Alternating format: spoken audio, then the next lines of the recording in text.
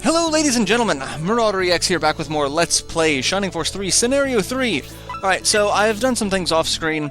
I did not go for getting a mithril weapon for Julian. I thought about resetting that and going back and doing that before buying the steel blade, but I don't want Julian to be that overpowered because he has the highest attack out of anyone in the Force at the moment by about 3, and a mithril weapon would just make that an even larger gap. So I don't really need him being, you know, super killer at the moment. However, if you are playing along at home, I would actually kind of recommend that because it does make things a little bit easier.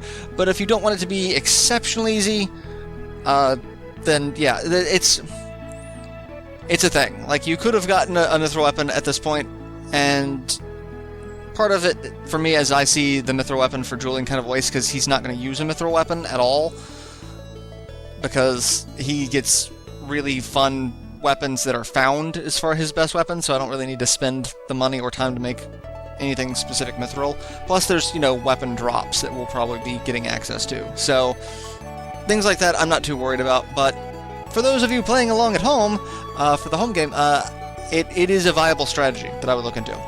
But I did make mithril accessories. I did not have enough money to make all of my small mithril into accessories, and I did not have enough small mithril to make everyone an accessory. But everyone now has an accessory due to some juggling. So, Julian and Gracia still have the life rings equipped, so that's fine.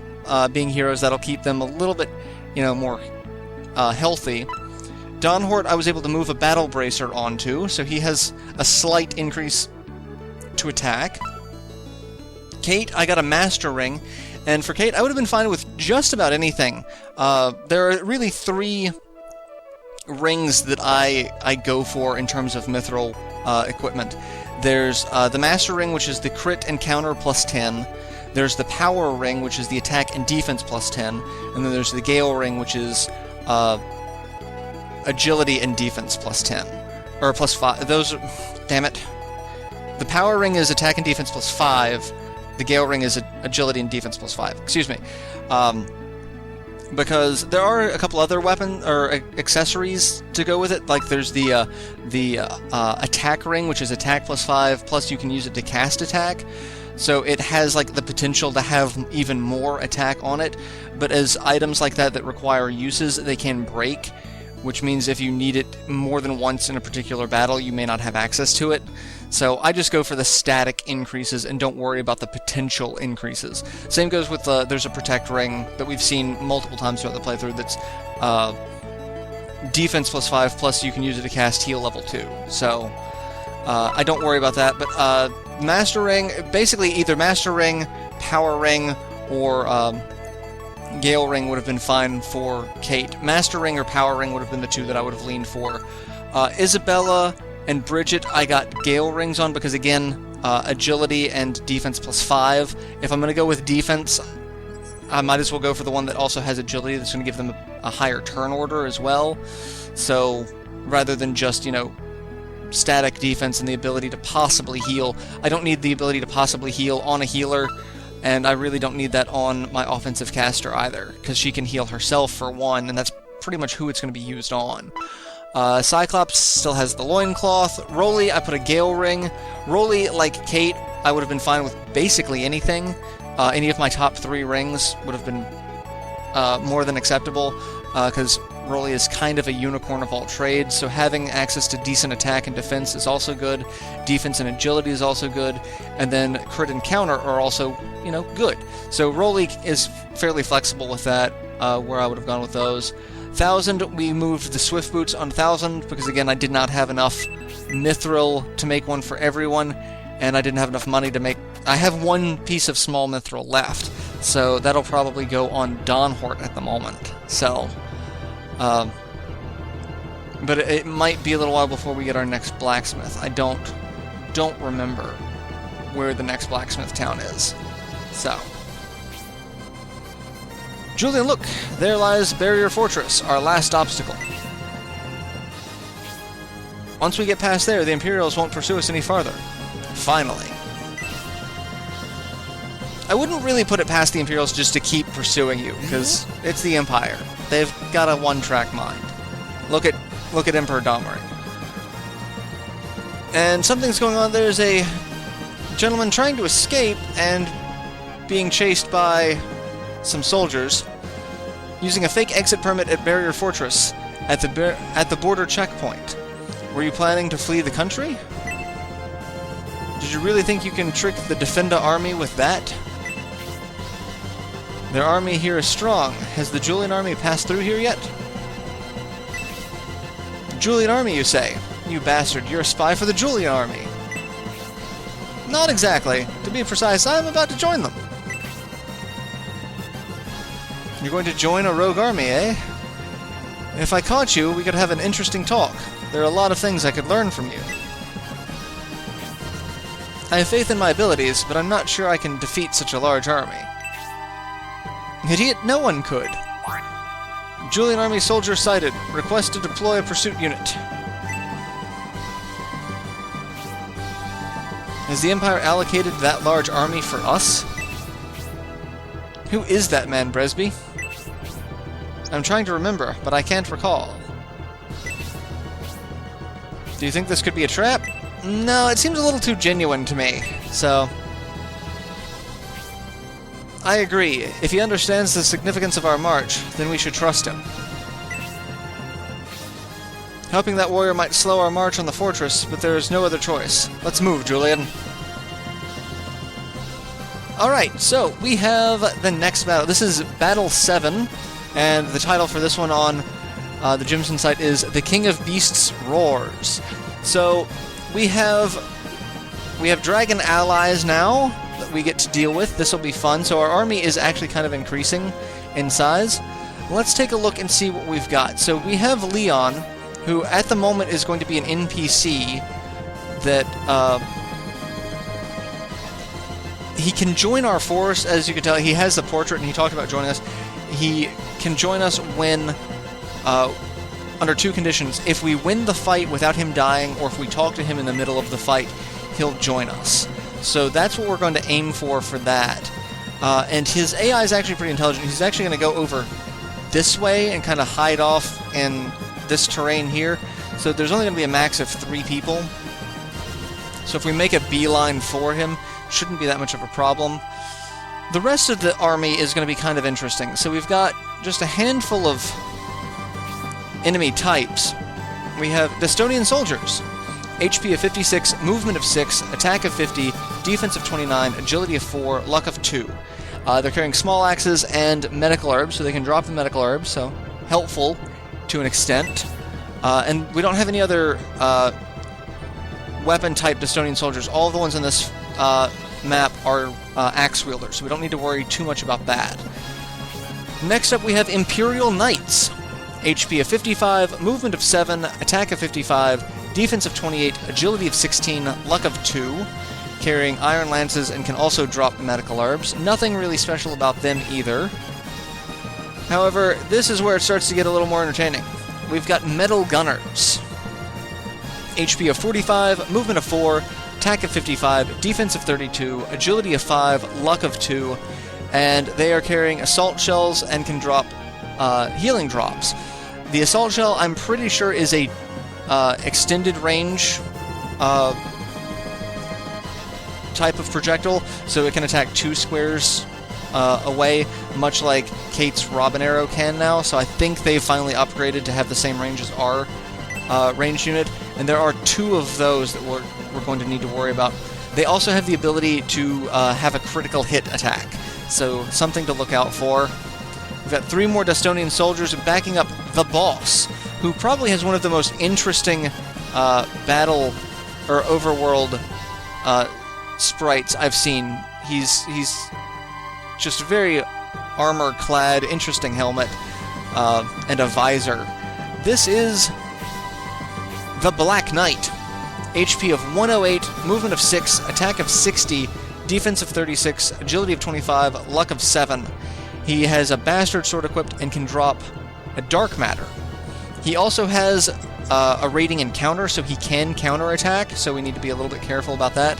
He also has a special on the Jimson site listed as Thundershock. Whether or not that stayed the same translation is yet to be determined. So what I'm going to do is I'm going to move people basically as far forward as I can to get them out of the negative terrain here, because our movement is going to be severely hampered by this for a little bit until we can get out of it, really. So, and then we're gonna, like I said, we're gonna make a beeline for Leon to make sure we can rescue what will be our new friend. And like I said, he's just going to kind of stick to that path and stay in the open terrain there for movement. And now that we have 2 green dragons, I don't think I can talk to Leon with the green dragons. I don't think that counts. I think it has to be an actual PC. So that'll be fun, but not terribly worried about it. I'm sure we could either beat the fight without Leon dying, or get to Leon quickly. And, of course, the axe wielder goes after the lance wielder, which is going to be a little difficult, but it's kind of what I was expecting. In the meantime, we're just going to kind of keep moving people forward. Best of my abilities. I'm just going to attack you. You can't counterattack. So, it's better than nothing at this point. I could heal Dawnhort, but I don't really need to at the moment, so... And speaking of Dawnhort, I actually kind of need to get a spear for him. I haven't done that yet. Doesn't really have a long-range option like the others do.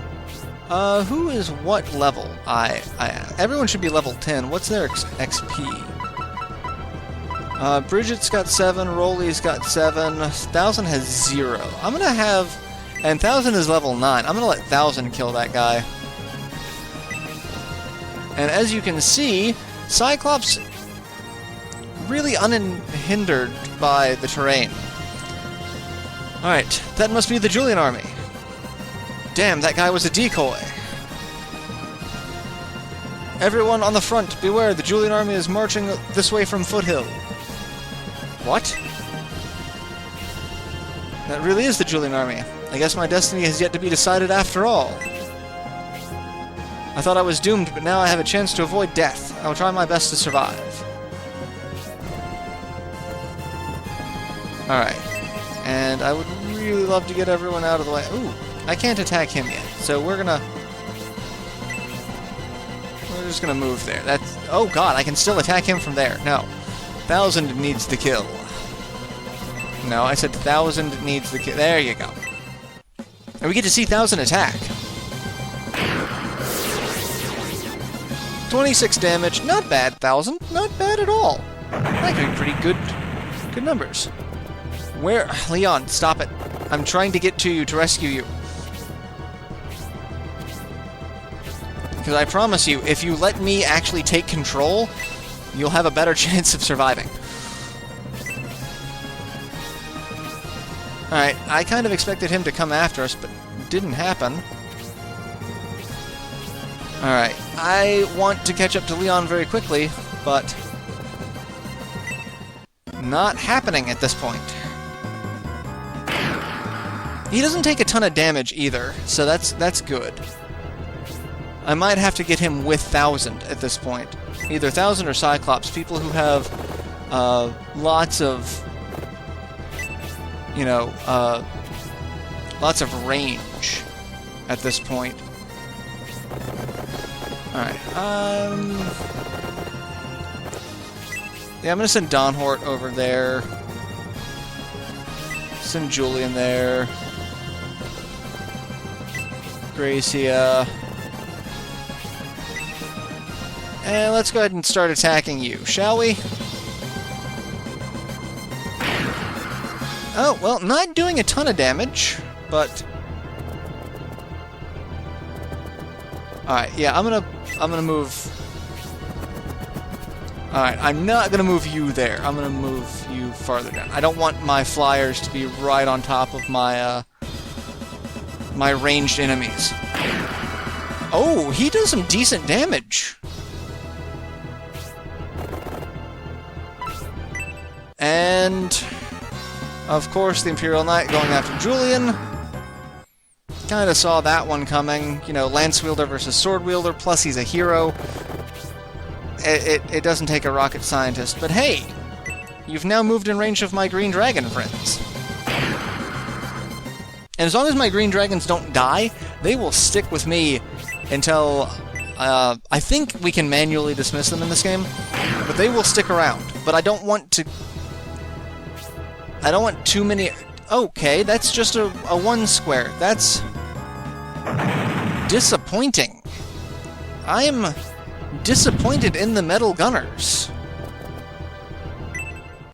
I saw that one happening too. But again, Cyclops not taking a ton of damage. Cyclops is pretty beefy at the moment, so...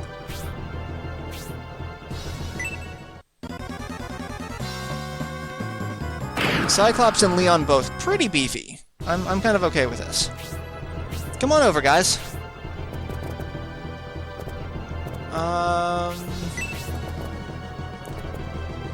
I can attack him with a spell. I've got Blaze 2, but Blaze 1 should be enough to kill him. So I'm going to do that. Mostly because I don't want him to be alive anymore. Yep, that was good. And dropped Medical Herb. So, yay, Medical Herb. I did not check to see what my healing options were on everyone. It looks like I've got pretty decent healing options on everyone, so I'm not terribly worried. Alright, let's move you there. Let's heal Donhort, because he kinda needs it. Taking a little bit of damage from that arrow tosser over there.